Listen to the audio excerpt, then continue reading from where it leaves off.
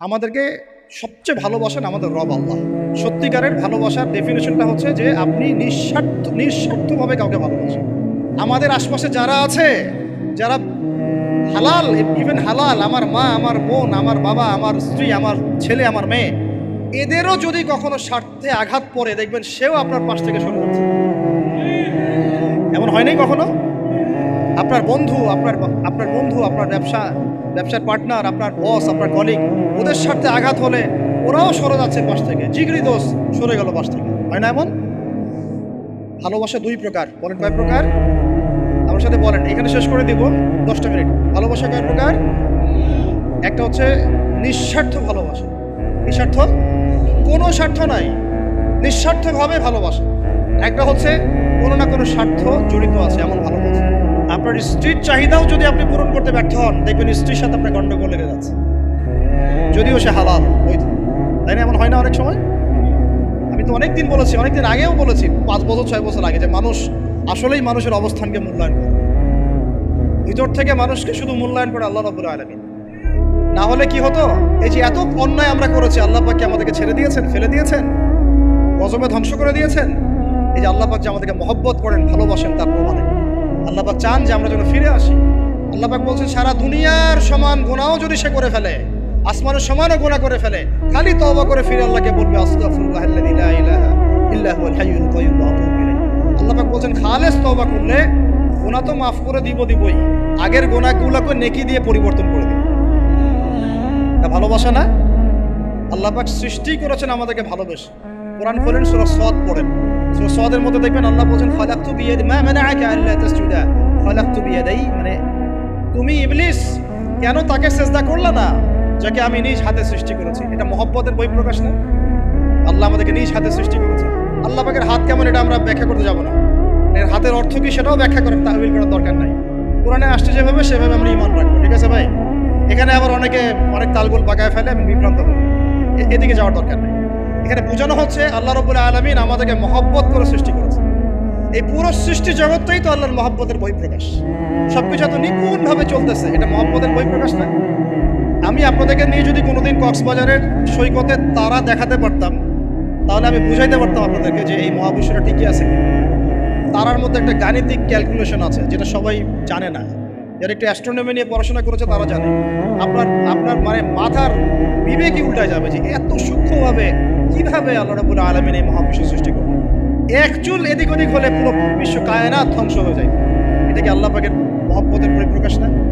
আল্লাহ পাক তো বরং বলেছেন পুরো সৃষ্টি পরিবারটাই আল্লাহর আল্লাহর পরিবারের অন্তর্ভুক্ত। সুবহান। এমনকি আল্লাহ পাক আমাদেরকে বলেছেন, তোমরা জমিনবাসীর সবার উপর রহম করো। ইরহামু মান ফিল আরদ ইয়ারহামুকুম মান ফিস সামা। তোমরা সবার উপর রহম করো, দয়া করো। দয়া, রহম, এটা তো মহব্বতের একটা অংশ। তোমরা সবার উপর দয়া করো, রহম করো, মহব্বত করো। এটা কি হবে? তাহলে আল্লাহ পাক আসমানে যিনি আছেন, আল্লাহ পাক তোমাদের উপর রহম করবেন। আমরা সেই মহান সত্তার ভালোবাসার থেকে বের হয়ে হারাম এই যৌন ভালোবাসার দিকে যাওয়ার চেষ্টা করছি। আসলে এটা ভালোবাসা না, যৌনতা, এর দিকে যাওয়ার জন্য এইসব করছি। আল্লাহ পাক আমাদেরকে মাফ করে যেন হেদায়েত দান করেন। আল্লাহ পাক কত ভালোবাসেন এটা নিয়ে বলতে গেলে আজকে রাত শেষ হবে। দেখেন, আল্লাহ রাব্বুল আলামিন আদম আলাইহিস সালামকে সৃষ্টি করেছেন, করে সমস্ত নাম শিক্ষা দিয়েছেন। নাম মানে হলো ইলম। নাম মানে কি? ভালো না বাসলে আল্লাহ পাক কাউকে সবচেয়ে সেরা কিছু দান করেন। সূরা ৩ আল্লাহ পাক কি বলেছেন? তিন ওয়া যাইতুন, এগুলো শপথ করে, লাকাদ খালাকনাল ইনসানা ফি আহসানি তাকওয়িম। মানুষকে সবচেয়ে শ্রেষ্ঠ কাঠামো আল্লাহ পাক দিয়েছেন, দেন নাই? কাউকে যদি মহব্বত না করা হয়, তাকে আপনি সবচেয়ে সেরাটা কি দিতে পারবেন? আল্লাহ পাক আমাদেরকে মহব্বত করেন, ভালোবাসেন, এবং আল্লাহ চান আমরাও যেন তাকে মহব্বত করি, তাকে ভালোবাসি। এবং আমরা যদি কাউকে ভালোবাসি, আল্লাহর জন্য ভালোবাসবো। কাউকে ঘৃণা করি, আল্লাহর জন্য ঘৃণা করি। মহব্বত আল্লাহর জন্য, ঘৃণাও কার জন্য? আল্লাহর জন্য। আল্লাহ পাক সমস্ত ইলম শিক্ষা দিলেন। এটা কি ভালোবাসার বহিঃপ্রকাশ না? নূহ আলাইহিস সালামের কওম দীর্ঘদিন আল্লাহর কথা শুনে না, আল্লাহ পাক সবর করলেন, ধৈর্য ধরলেন, গজব দিলেন না, শেষ পর্যায়ে গিয়ে আযাব দিয়েছেন। এই যে আল্লাহ পাক সুযোগ দেন, সময় দেন, এটা কি আল্লাহ পাকের ভালোবাসা, দয়া না? এরকম প্রত্যেকটা কওমের ক্ষেত্রে হয়েছে। আমি তো ফিল করলাম এই ভালোবাসা নিয়ে ঘাটাঘাটি করতে গিয়ে যে আসলে আল্লাহ পাক যে আমাদেরকে সবচেয়ে বেশি মহব্বত করেন, তার সবচেয়ে বড় নিদর্শন কি জানেন? আমাদের কাছে আল্লাহ রাব্বুল আলামিন আল কোরআনের মতো কিতাব নাযিল করেছেন, আর আমাদেরকে আল্লাহ পাক নবী মুহাম্মদ সাল্লাল্লাহু আলাইহি ওয়াসাল্লামের উম্মত বানিয়েছেন। আল্লাহ পাক যে নবী মুহাম্মদ সাল্লাল্লাহু আলাইহি ওয়াসাল্লামকে এই দুনিয়াতে পাঠিয়েছেন না, এটাই সবচেয়ে বড় মহব্বত, সবচেয়ে বড় রহমত। কারণ তার সুন্নতে এমন কিছু নাই যেটা আপনি খুঁজে পাবেন না। আর তিনি আমাদেরকে যে মহব্বত করতেন, মুহাম্মদ সাল্লাল্লাহু আলাইহি ওয়াসাল্লাম আমাদেরকে যে মহব্বত করতেন, তিনি আমাদেরকে বলতেন যে আমরা তার ভাই। আমরা তার কি ভাই? মানে কি মায়ের পেটের ভাই? এটা বোঝানো হয় না। একটা হাদিসে তিনি বলেছেন আমি তো পিতৃতুল্য। তার মানে কি সত্যি সত্যি বাবা সন্তানের সম্পর্ক? রুহানি পিতা। তিনি কি ইমাম নন? তিনি ইমাম, তিনি নেতা, তিনি আমাদের শিক্ষক, তিনি নবী। তো তিনি আমাদেরকে যে মহব্বত করতেন, তিনি একদিন বলছিলেন সাহাবীদের সামনে, কাশ আমি যদি আমার ভাইদেরকে দেখতে পেতাম। সাহাবীরা বলছেন ইয়া রাসূলুল্লাহ আমরা কি আপনার ভাই না? তখন নবীজি বলছেন না, তোমরা আমার সাহাবী। আমার ভাই তারা যারা আমাকে না দেখেই আমার প্রতি ঈমান নিয়ে আসে। প্রত্যেক নবীকে আল্লাহ পাক একটা দোয়া করার চান্স দিয়েছে। কয়টা ভাই? এমন একটা দোয়া যেটা করলে আল্লাহ পাক কবুল করবেনই করবেন। করলে আল্লাহ পাক কি করবেন? অবশ্যই কবুল করবেন। নবী সাল্লাল্লাহু আলাইহি ওয়াসাল্লাম বলছেন যে সমস্ত নবী এই দোয়াটা পৃথিবীতে করে ফেলেছে, আমি এই দোয়াটাকে মুলতবি রেখেছি, কাল কিয়ামতের মাঠে আমি আমার উম্মতের জন্য সুপারিশ করব। এবং নবী সাল্লাল্লাহু আলাইহি ওয়াসাল্লামের সুপারিশে বহু কবিরা গুনাহগার মুসলমান যারা জাহান্নামের ফয়সালা হয়ে গেছে, তাদেরকে আল্লাহ পাক কিছুটা শাস্তি ভোগ করালে হলেও আবার জান্নাতে নিয়ে আসবেন। তিনি আমাদেরকে মহব্বত করেন না? করতেন না? চিন্তা করেন তাহলে আমরা তার দিনকে কি মহব্বত করলাম, আমরা তার হুকুম হাকামের বিধিবিধান সুন্নতের কি মহব্বত করলাম, চিন্তা করেন। একটা হাদিসে নবীজি স্পষ্ট করে বলছেন এটা আমাদের জন্য একটা কষ্টি পাথর। এটা একটা কি কষ্টি পাথর। তিনি বলছেন লা ইউমিনু আহাদুকুম, তোমাদের মধ্যে কেউ মুমিন হইতে পারবে না। কি হইতে পারবে না? মানে প্রকৃত মুমিন হইতেই পারবে না তোমরা। এ আমার উম্মত, তোমাদের মধ্যে কেউ প্রকৃত মুমিন হইতেই পারবে না যতক্ষণ না হাত্তা আকুনা আহাব্বা ইলাইহি মিন ওয়ালিদিহি ওয়ালাদিহি ওয়ান নাসি আজমাইন, যতক্ষণ না আমি মুহাম্মদ সাল্লাল্লাহু আলাইহি ওয়াসাল্লাম তোমাদের কাছে নিজের কি সন্তান, নিজের বাবা মা এবং সমস্ত মানব জাতির থেকে বেশি প্রিয় না হচ্ছে। হাদিসটা আবার বলি, নবীজি বলছেন কেউ ততক্ষণ পর্যন্ত প্রকৃত মুমিন হতে পারবে না যতক্ষণ না আমি মুহাম্মদ সাল্লাল্লাহু আলাইহি ওয়াসাল্লাম তার কাছে তার সন্তান, তার পিতা, এমনকি সমস্ত মানব জাতি থেকে বেশি প্রিয় না হচ্ছে। আমরা যারা আগামীকালকে এইটার প্রিপারেশন নিয়েছি, আসলে কি আমাদের কাছে নবী প্রিয় বেশি না আমাদের দুনিয়ার স্বার্থ বেশি প্রিয়? যারা এগুলো করবে তাদের কাছে কি সত্যি নবী প্রিয়? তাহলে তারা করতে পারতো না। যদি নবী আমাদের কাছে সবচেয়ে বেশি প্রিয় না হয়, আমরা মুমিন হতে পারছি না। আর যাদের কাছে নবী প্রিয় তারা কখনো এমন হারাম কাজে যেতে পারবে না। যারা যাচ্ছে তারা কখনোই নবীকে ভালোবাসে না কোশ্চিনকালেও। শোনেন ওমর রাদিয়াল্লাহু আনহুর নাম শুনেন নাই? বললে অনেক কথা ভাই, অনেক কথা, কোনটা রেখে কোনটা বলি। ওমর রাদিয়াল্লাহু আনহু একদিন এসে বলছেন খলিফাতুল মুসলিমিন, মুসলিমদের তিনি খলিফা। জান্নাতের সুসংবাদপ্রাপ্ত 10 জন সাহাবীর একজন।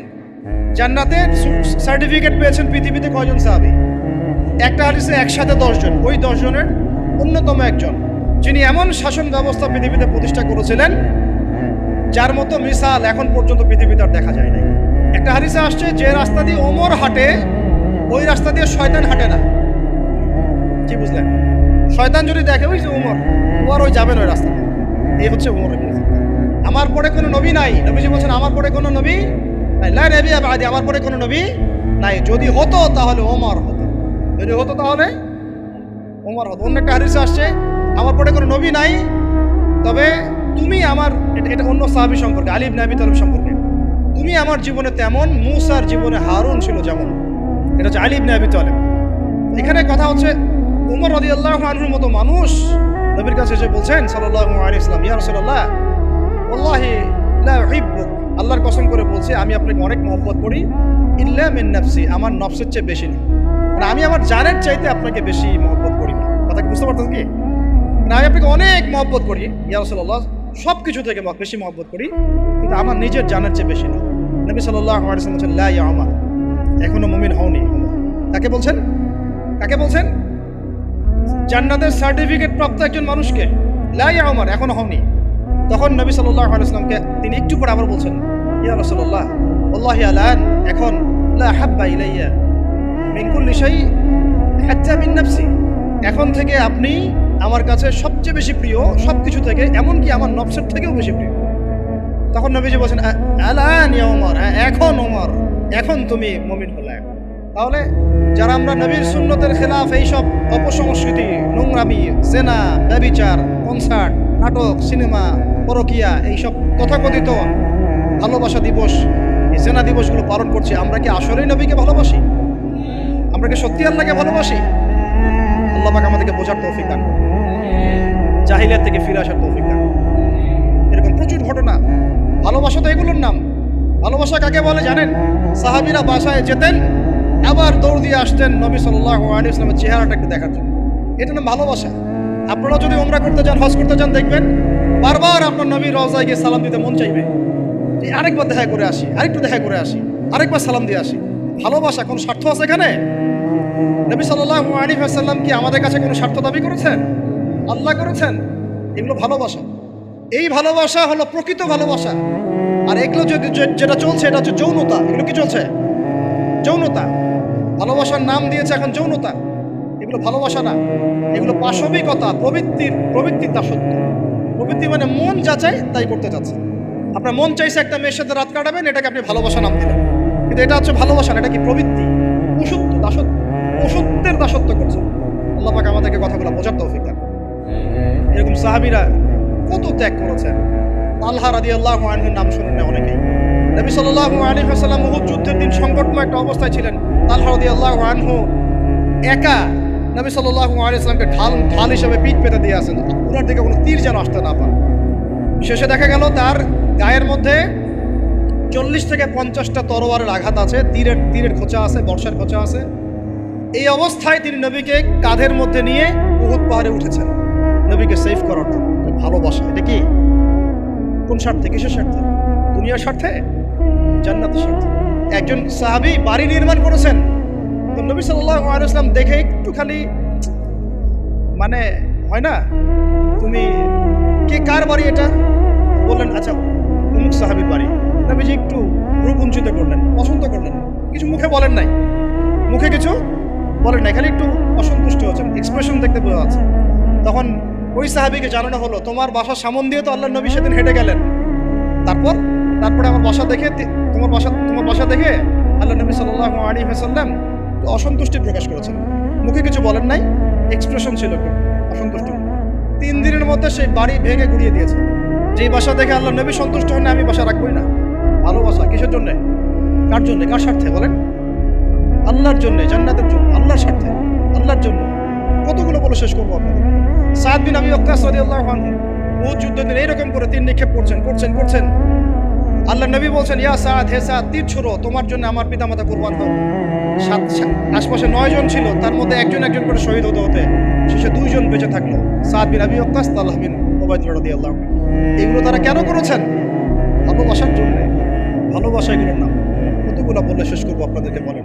নবী সাল্লাল্লাহু আলাইহি ওয়াসাল্লামের কাছে একজন সাহাবী আসেন ইসলাম কবুল করতে এসে হাতের মধ্যে কিছু বালা, আংটি থাকে না, এগুলো ছিল, এগুলো খুলে ফেলে দিয়েছেন নবী সাল্লাল্লাহু আলাইহি ওয়াসাল্লাম, খুলে ফেলে দিয়েছেন। তো একটা খুব দামি সোনার আংটি ছিল, ফেলে দেওয়ার পরে অনেকে বলছে তুমি তো এখন মুসলিম হয়েছো, ইসলাম কবুল করেছো, তো আচ্ছা ঠিক আছে, ওইটা না হয় নবীজি পড়তে নিষেধ করেছেন, তুমি ওইটা নিয়ে বিক্রি করে দাও, বিক্রি করে না হয় ওই টাকা দিয়ে অন্য কিছু করো।